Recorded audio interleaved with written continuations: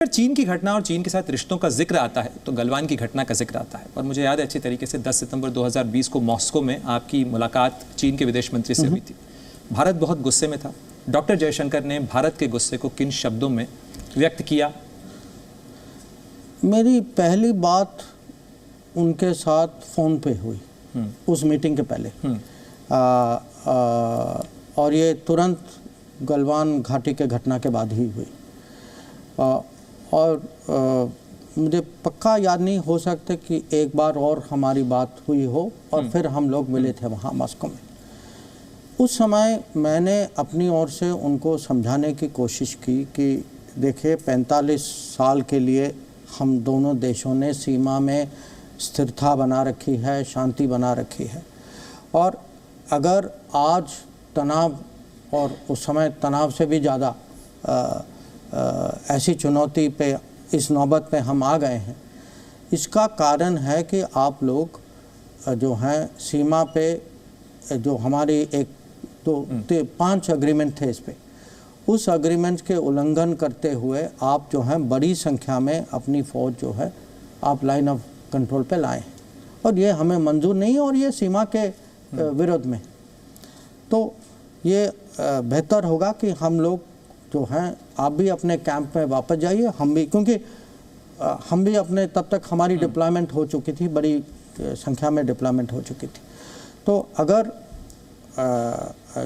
अगर हम इस पे समझौता नहीं कर पाएंगे तो हम मुकाबला करने के लिए तैयार हैं, हम वापस नहीं हटेंगे, तो रिश्ते हमारे बिगड़ते जाएंगे और इसकी जिम्मेदारी आप ही पर होगी। ये प्लेन टॉक था आपका? हाँ बिल्कुल। देखिए जो भी मेरे से बात करता है उसको कोई कन्फ्यूजन नहीं होता उसके बाद। तो इतना तो क्लैरिटी है मेरे में। तो मैंने उनको समझा, और ये नहीं, वो भी माने इसको कि वो उस समय मीटिंग, डॉक्टर जयशंकर उस समय मीटिंग में हमारे एक लिखित में एक समझौता हुआ। अच्छा। और समझौता ये हुआ कि हम जो हैं दोनों साइड जो हैं डिसएंगेज करेंगे, अपने कैंप्स में जाएंगे, कंप्लीट डिसएंगेजमेंट। हाँ, पर उन्होंने फिर जब जो मिलिट्री कमांडर्स जिनकी जिम्मेदारी थी ये करने की, उन्होंने उसमें फिर वो शर्त लगाते गए, और इसीलिए जो हफ्तों में हो सकता था वो अब महीनों में खिंच गया। कहीं बहुत सारी जगहों में ये हुआ है, कुछ जगह में अभी भी पेट्रोलिंग की सिचुएशन है। तो सॉरी मैंने आपको इंटरप्ट किया। कंप्लीट डिसएंगेजमेंट, चूंकि आपने उसका जिक्र किया, जो अभी 3 दिन पहले WMCC की मीटिंग हुई बीजिंग के अंदर, ये कंप्लीट डिसएंगेजमेंट अभी भी अचीव नहीं हुआ है, और अभी भी प्रेस रिलीज में जो मुझे नजर आया सर, शब्द वही हैं जो 27वीं मीटिंग में भी थे, जो 28वीं मीटिंग में थे, 29वीं मीटिंग में थे। तो ये कंप्लीट डिसएंगेजमेंट से हम कितना दूर हैं? ये नहीं, बॉर्डर पे जो सवाल उठते रहे हैं कि चीन घुस आया है। नहीं, देखिए जी, बॉर्डर में स्थिति ये है कि मान लीजिए लाइन ऑफ एक्चुअल कंट्रोल यहाँ है, उनके कैंप्स उस साइड पर हैं, हमारे कैंप्स इस साइड पर हैं। पिछले 4 साल से हमने भी कैंप के आगे अपने फौज को डिप्लॉय किया है, उन्होंने भी किया है। और अभी जो हैं दोनों फौज जैसे, क्योंकि कभी वो यहाँ आते हैं तो हम उस साइड में चले जाते हैं, तो उनकी सिचुएशन ऐसे है और बहुत नज़दीक है, और इसके कारण एक किस्म से बहुत डेंजरस है। तो हमें जो है जहाँ 4 जगह ऐसे हैं जहाँ हम समाधान ढूंढ पाए, जो पंगोंग सो में, गलवान में, पंगोंग सो में, गोगरा हॉट स्प्रिंग्स में हम कर पाए। पर कुछ जगह हैं जहाँ अभी भी ये जो पेट्रोलिंग में जो है यहाँ फेस ऑफ होती हैं, और जो नॉर्मल पैटर्न में जो ट्रूप्स को जो कैंप में होना चाहिए वो कैंप में नहीं।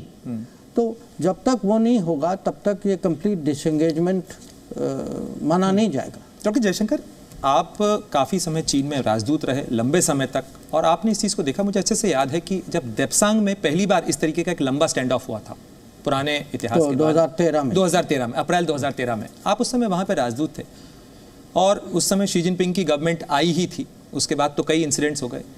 क्या आपने उस समय अपने डिप्लोमेटिक केबल्स में इस चीज़ का जिक्र किया था कि ये एक ट्रेंड है जो वहाँ पर नोटिस करना चाहिए, क्योंकि उस समय अलग गवर्नमेंट थी, आप अलग कैपेसिटी में थे वहाँ पे, लेकिन क्या आप इसे ट्रेंड की तरह पकड़ पा रहे थे कि ये एक बदलाव है जो इस नई रिजीम के साथ आ रहा है, इनके बिहेवियर में?